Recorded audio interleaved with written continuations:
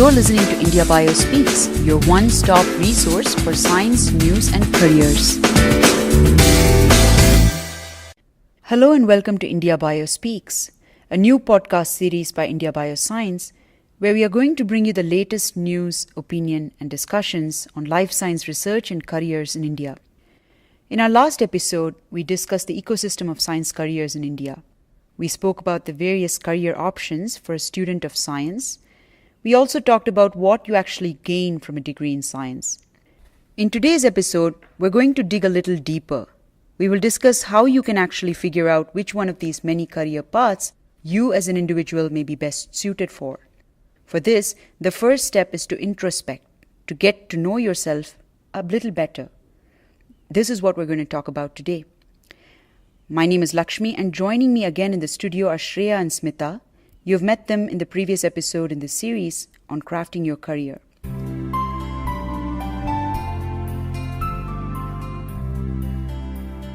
Let's get right into it. To begin with, you may be wondering why this exercise is needed. Why is it important to spend time in understanding yourself before you start researching career options? So let's first hear from Smita. It can be very tempting when you're at the crossroad in your career to jump right into the job search process. You may want to begin by looking at as many career options as possible. And you may think that when you see the right opportunity, you will simply know that it is right for you. Unfortunately, in real life, such decisions are seldom so clear. In order to make an informed and intelligent choice, you will need to know both what you really need from your career as an individual and what a particular career option is actually offering you. I agree, Smita. The things that we value in life, the ideas that inspire us, and the skills we bring to the table are different for each one of us. And so, which career options will allow us to live up to our potential will depend on each one of our unique values and capabilities. Exactly. And adding to what Smita said, before making any decision with regards to our career, we need to ask ourselves 3 questions. First, what are we good at? Second, what do we like doing? And third, what is important to us? The answer to the first question marks our skills, the second indicates our interests, and the third defines our values.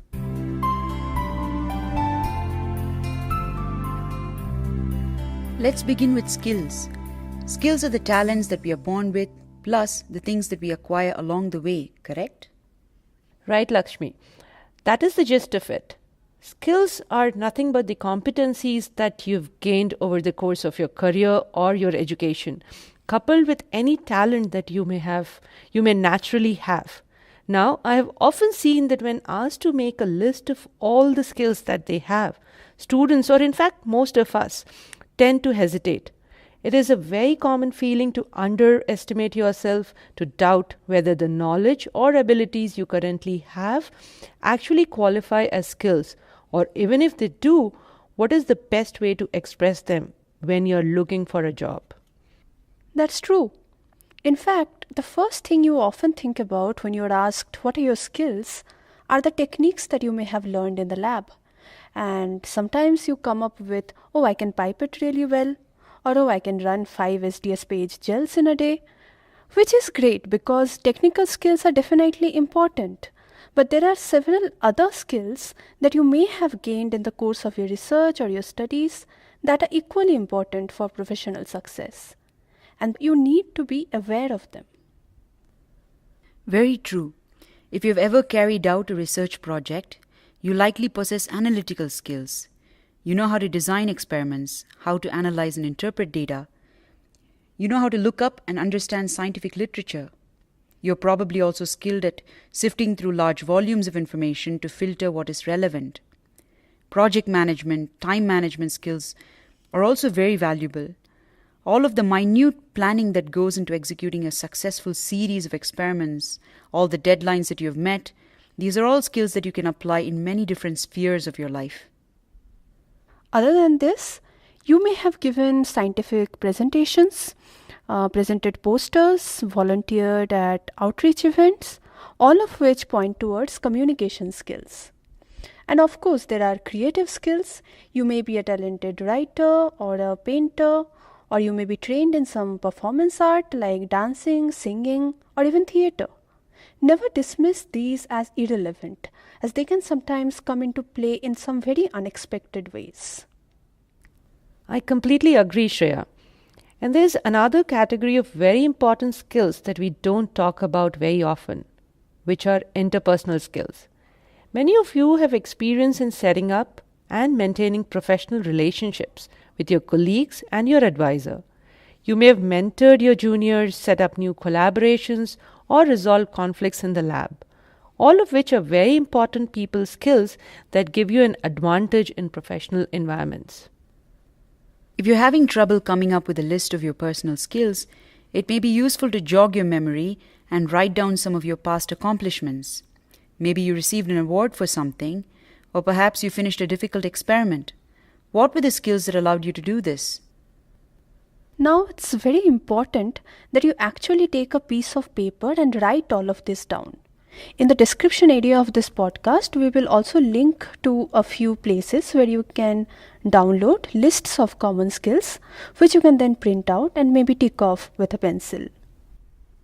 This exercise will also help you identify areas you would like to build skills in, or areas where you would like to improve in order to move forward. And remember that based on your interests and values, the same skills can be used for very different purposes. This is the whole concept of transferable skills. Basically, skills and abilities which you gain in one environment, but basically these can be applied equally effectively in another.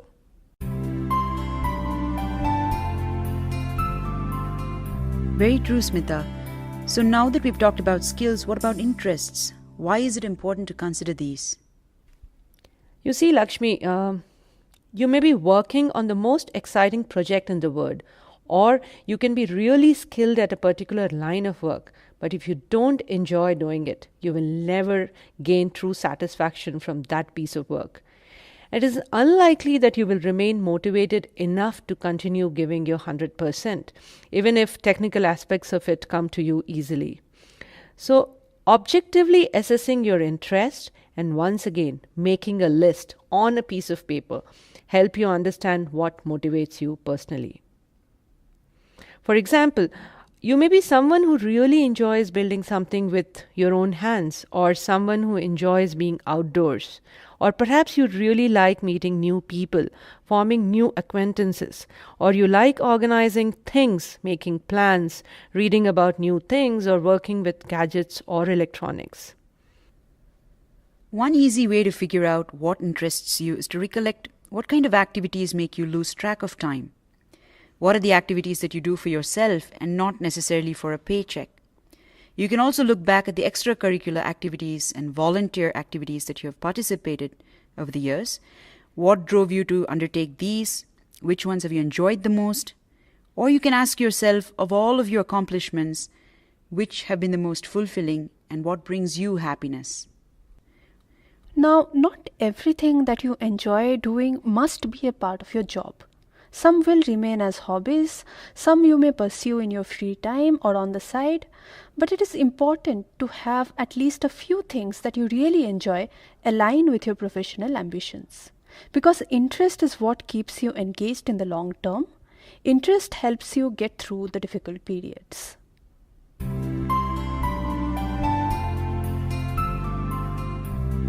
That sounds like a good idea, Shreya.